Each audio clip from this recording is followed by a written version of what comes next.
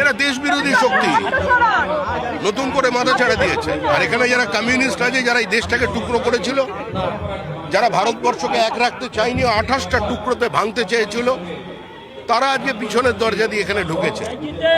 এদের বোঝা উচিত এই সরকারটা শ্যামাপ্রসাদের সরকার, বাবরের সরকার নয়।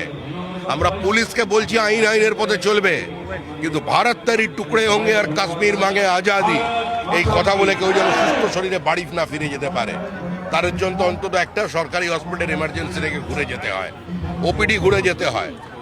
আর জনতা যদি এবার জেগে যায়, এই ধরনের শব্দ উচ্চারণ করলে ভারতেরই টুকরো হোঙ্গে তাদেরই টুকরো টুকরো মানুষ করে দেবে। গতকাল যাদেরকে গ্রেপ্তার করা হয়েছে, শ্রমিক দা, যাদেরকে গতকাল গ্রেপ্তার করা হলো, গতকাল যাদেরকে মোহাম্মদ আফরোজ এরা তৃণমূলের সঙ্গে দেখা দিয়েছে, যাদেরকে গতকাল গ্রেপ্তার করা হয়েছে, সরাসরি তাদের সঙ্গে দেখা যাচ্ছে তৃণমূল কংগ্রেসের একাধিক নেতার। আরে তৃণমূল কংগ্রেস বিভিন্ন ভারত বিরোধী শক্তির কাছে আত্মসমর্পণ করেছিল।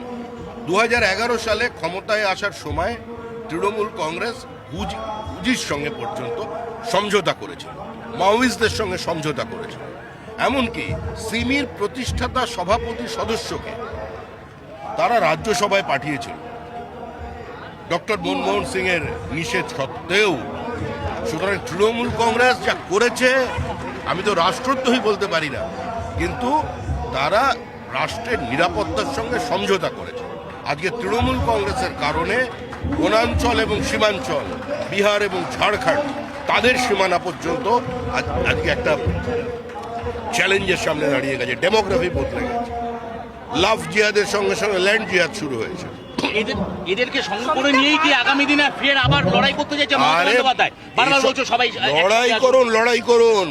আজাদি শব্দ রাস্তায় বললে, ভারত তারির টুকরে বললে, তাদের কিন্তু বিজেপির কর্মীরা শুধু নয়, মানুষ